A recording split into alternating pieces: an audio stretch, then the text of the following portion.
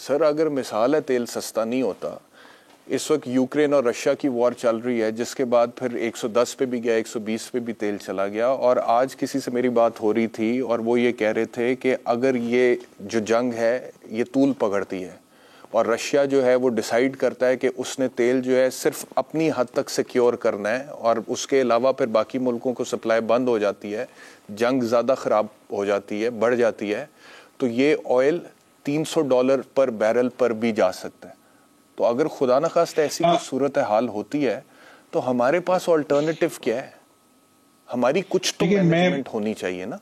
मैं इस चीज से पूरे तौर पे इसलिए एग्री नहीं करता, एग्री टू डिसएग्री वाली बात है, क्योंकि इस वक्त दुनिया जो है कोई रिसेशन मोड में जा रही है, और अगर रिसेशन मोड में चली गई तो दुनिया की एक्टिविटी जैसे जैसे स्लो डाउन होना शुरू होगी, तो ये कंजम्पशन जो है ऑयल की वैसे ही कम होना शुरू हो जाएगी। अभी आज कल के अखबार में मैं देख रहा था कि जो पाकिस्तान की month on month oil consumption है वो तकरीबन 8 से 10% नीचे हुई है। तो इसका मकसद ये है कि एक तरफ क्योंकि गरीब आदमी के पास तेल खरीदने के पैसे नहीं है, लाइट की इतना महंगा हो गया कि लोगों के पास पैसे नहीं है। यकीनन यकीनन वो आपकी बात 100% ठीक है।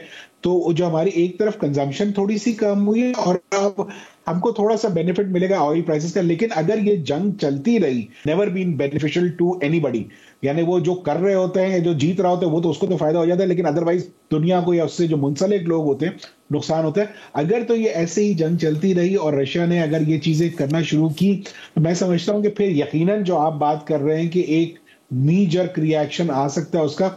लेकिन वो रिपोर्ट जो आप जिसका शायद जिक्र कर रहे हैं वो मैंने थोड़ा सा देखा, और आज एक दो रिपोर्ट्स मैंने और भी देखी।